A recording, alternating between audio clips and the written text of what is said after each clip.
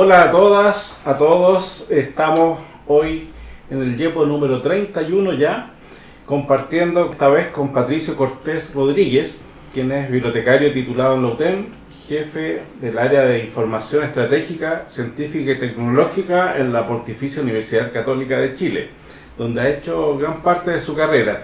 Te damos la bienvenida junto a Cristian Cabezas, director del podcast YEPO. Muchas gracias, Guillermo, muchas gracias, Cristian, por la invitación. Bueno, buenas tardes, hola, muchas gracias a los dos por estar aquí. Esperamos que sea un episodio interesante, quizás porque la forma en que se abordan los temas relacionados con bibliometría, con acceso abierto, con publicaciones, son distintas dependiendo del origen, de la forma en que las instituciones las abordan. Entonces queremos escuchar de tu experiencia en la Universidad Católica. Gracias, Cristian, nuevamente, y Guillermo, por esta invitación. Como les decía, siempre es un agrado. Yo hace mucho rato que no venía justamente a la escuela y es bien también gratificante, en cierto modo, reencontrarnos, ¿no? Para conversar y también actualizarnos en lo que estamos. Así que le agradezco mucho la invitación y justamente, la idea de contarles un poquitito en qué estoy es también poner algunos temas novedosos dentro de la profesión. Por lo menos yo, desde que ya me titulé, como decía Guillermo, ¿cierto? En el 2016 empecé a trabajar en la Católica.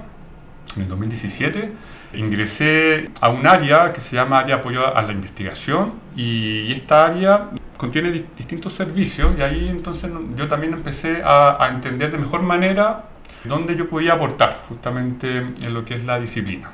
Así que en ese contexto tuve también por ahí experiencias, ¿no? en torno a algunos servicios específicos que también hoy en día son los que yo me encuentro a cargo, justamente a través de esta área que mencionaba Guillermo, que nosotros la denominamos como ICIT, porque es un área con un nombre súper largo y le ponemos el acrónimo ahí de ICIT, y que contempla justamente estos servicios de bibliometría y vigilancia tecnológica, que nosotros también hemos visto que es una oportunidad como biblioteca, pero también como profesionales, en poder insertarnos justamente en un ecosistema que tiene que ver con la producción, con la investigación que están generando las instituciones, y cómo nosotros también podemos aportar a través de los datos y la información en este contexto. Te hacemos una pregunta también sobre acceso abierto, que ha sido un tema que hemos conversado, que es relevante para el tema en el que tú estás, y cómo ves también el rol de la profesión respecto de eso. Uh-huh.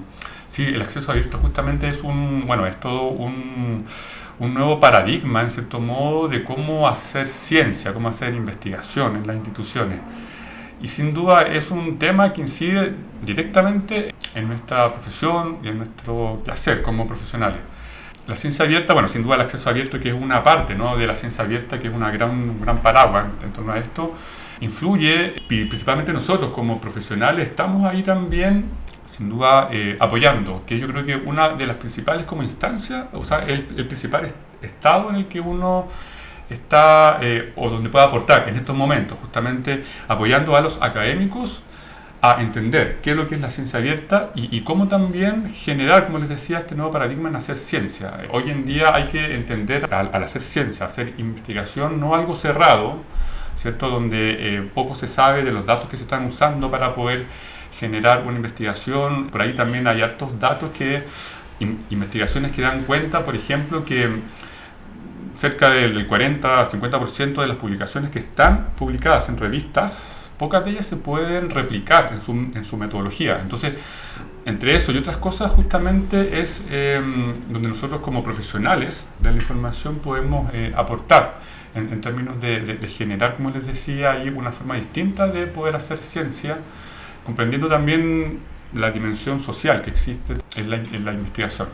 Yo te haría dos preguntas. Una, sobre acceso abierto. ¿Tú crees que hay una cultura de acceso abierto ya instalada en la Universidad Católica de alguna forma? Que tú lo argumentes o nos cuentes sobre eso, sobre los avances. Y lo otro, en términos de ciencia abierta, sabemos que la Universidad Católica ganó el primer concurso que hubo de proyecto de INES de ciencia abierta, y me imagino que ese proyecto ya tiene una evolución, hay un avance. ¿Cómo se maneja un proyecto de ese tipo? ¿Ustedes están participando como unidad, por ejemplo, en ese proyecto? Si nos pudieras contar sobre esto. Perfecto, sí.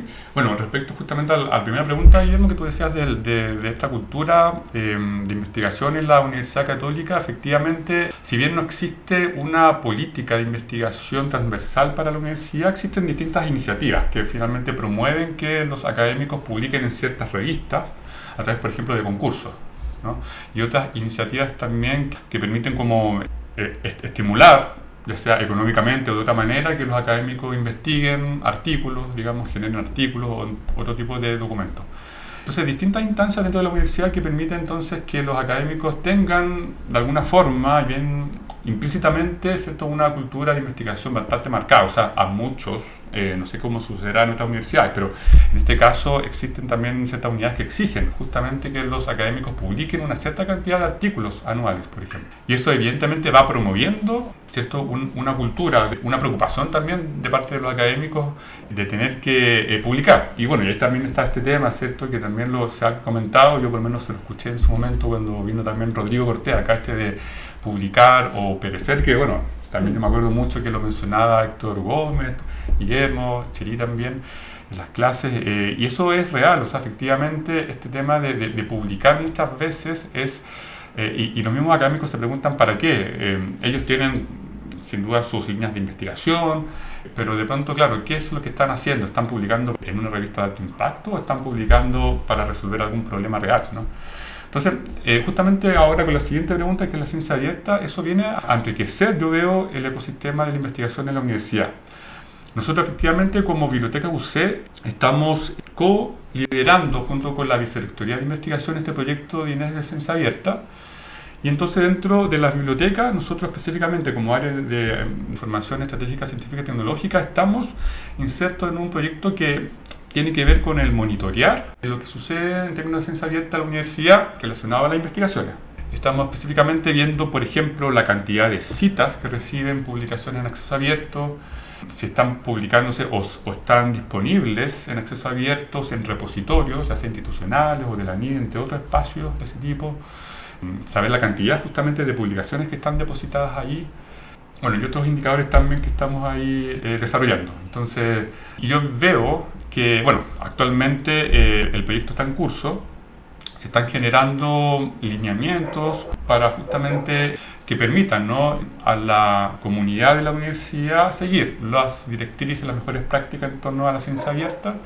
Esto todavía está en curso, pero yo veo y espero que eso efectivamente genere ahí un cambio en la forma, como les decía, de hacer ciencia.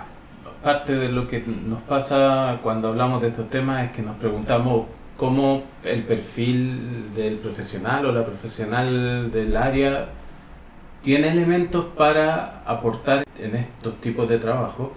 Y la pregunta también para ti es como, ¿qué crees que nos falta o qué nos faltaba en la época que tú te integraste?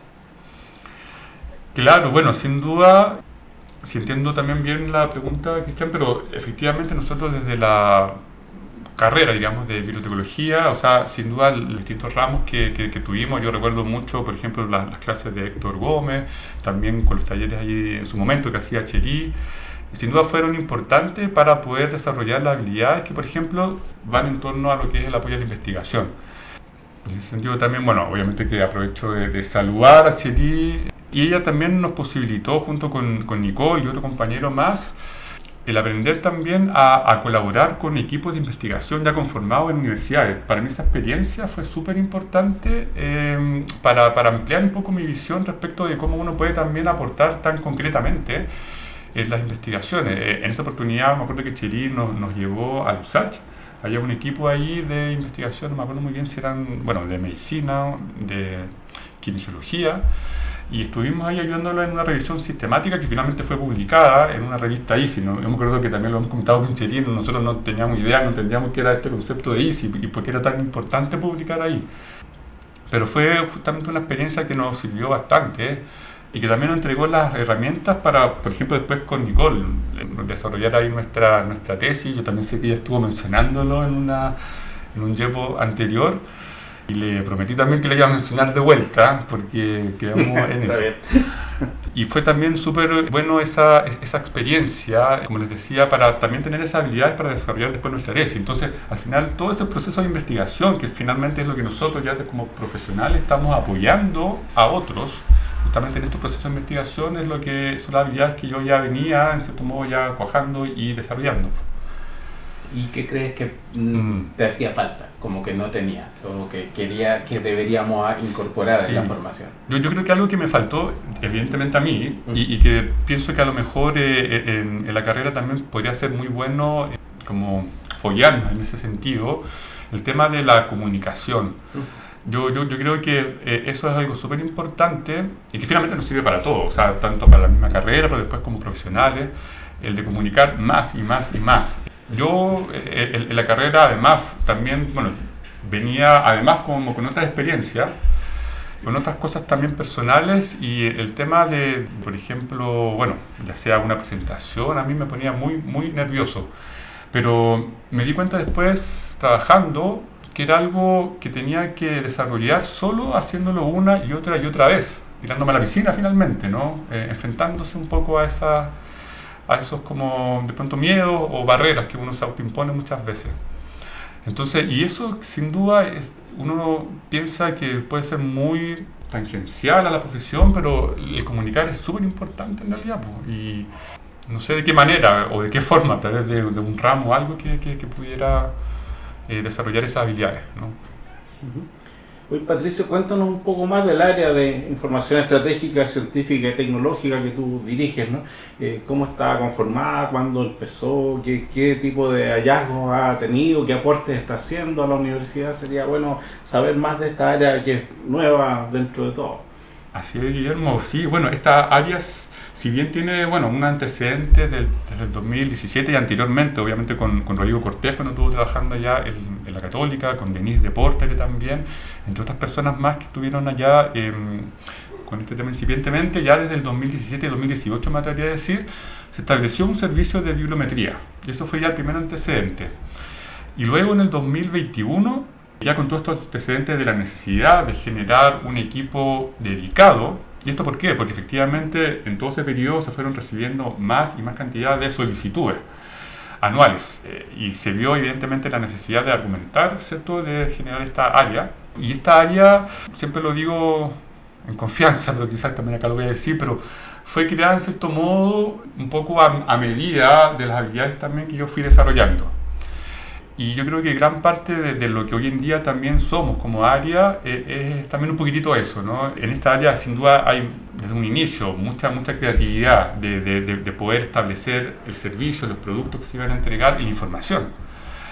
Y en ese sentido, claro, nosotros fuimos viendo también que, por ejemplo, las unidades empezaron a solicitar, su primer necesidad era saber la productividad, o sea, cuántas publicaciones tenían los académicos anualmente durante los últimos 5 años, por ejemplo. Pero también nosotros ahí le fuimos poniendo una cosecha, no solamente es que supieran cuánta productividad, sino que además que supieran, por ejemplo, de sus académicas, mujeres, cuántas están publicando como primeras autoras.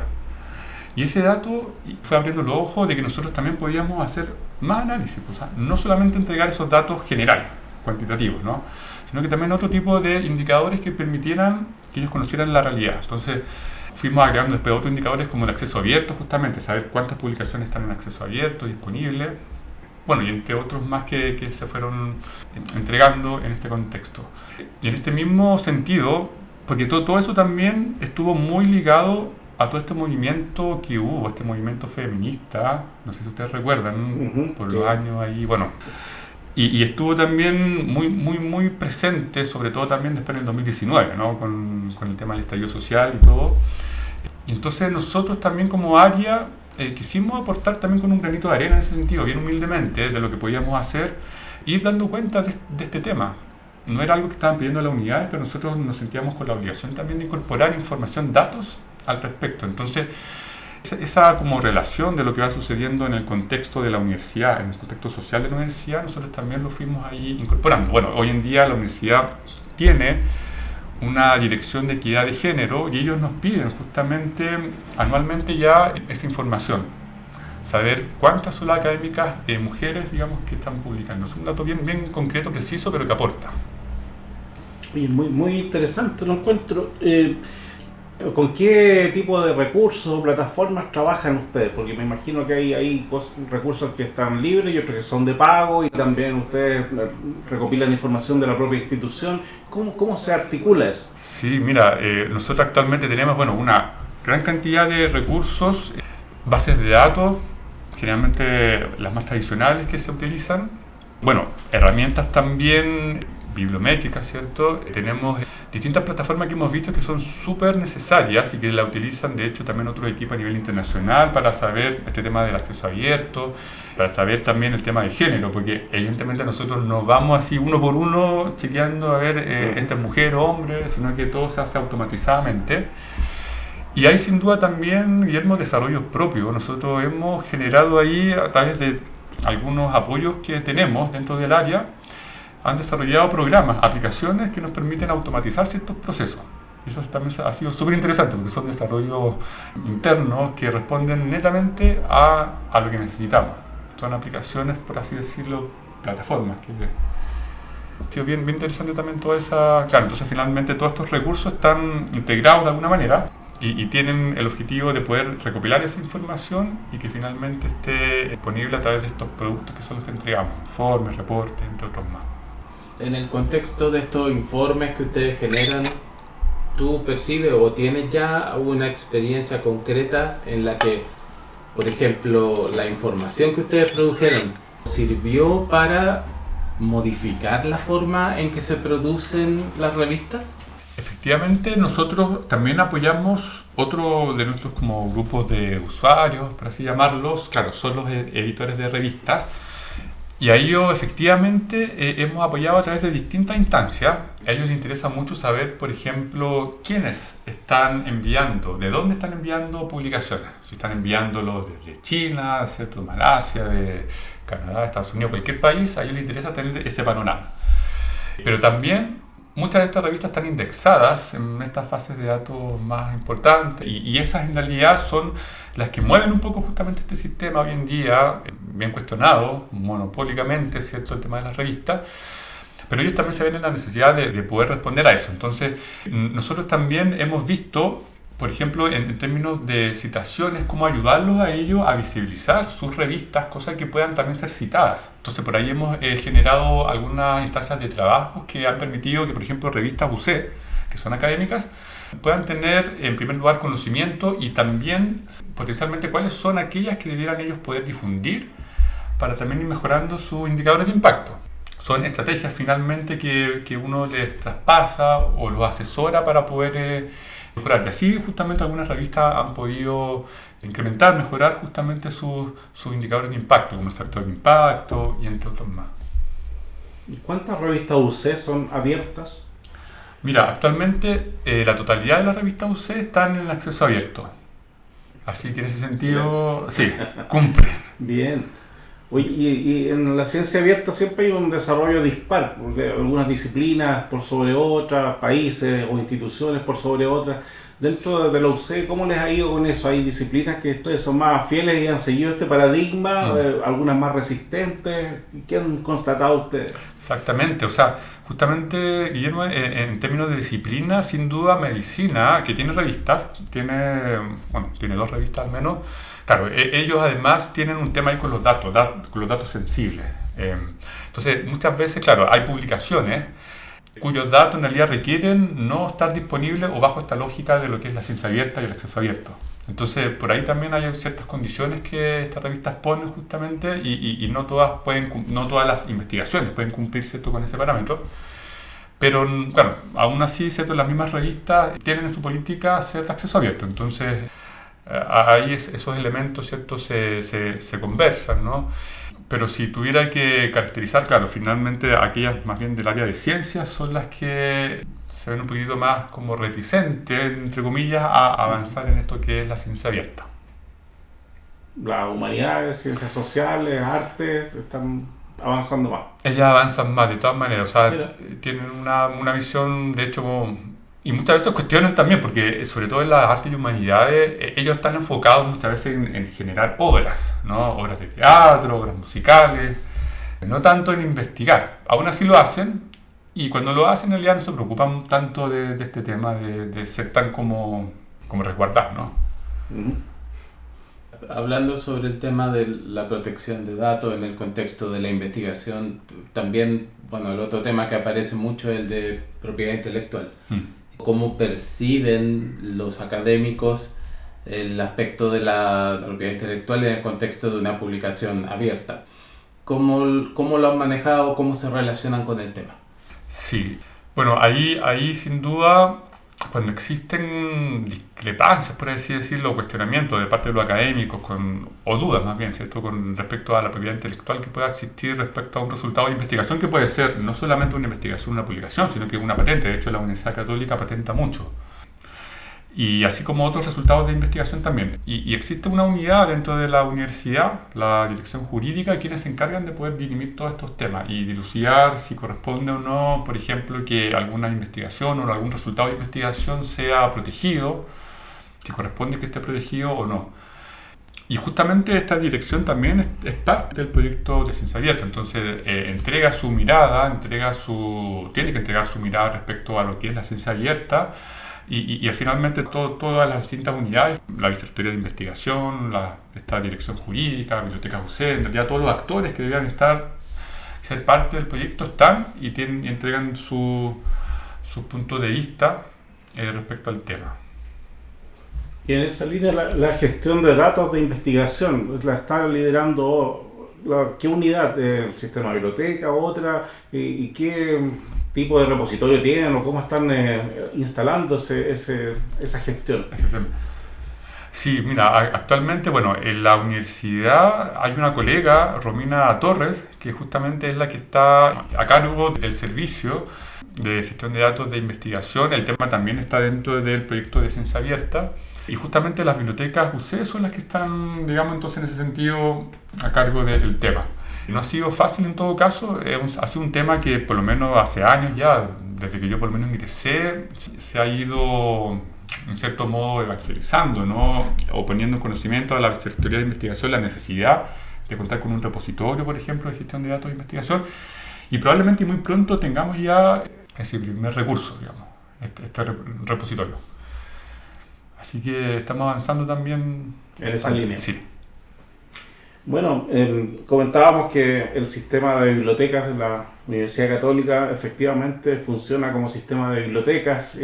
Vemos también que desde hace un tiempo se transformó organizacionalmente, hubo un cambio organizacional fuerte y que ese cambio está dando frutos y está generando unidades como la tuya que tienen un gran valor estratégico. Aprovechamos de enviar un saludo a todas las colegas, a todos los colegas de la Universidad Católica y te agradecemos esta participación, Rodrigo, porque nos abre la mirada a otros temas, como en cada uno de estos yepos aparecen como pop-ups, ¿cierto? Empiezan a aparecer temas que son de la profesión y donde muchos colegas están incursionando y están creando servicios que no pensamos tal vez que iban a ser posibles desde las bibliotecas hace una década. Así que muchas gracias por tu visita y tu participación en YEPO. Eso es lo mismo digo, muchas gracias. Muchas gracias, Guillermo, Cristian, un gusto.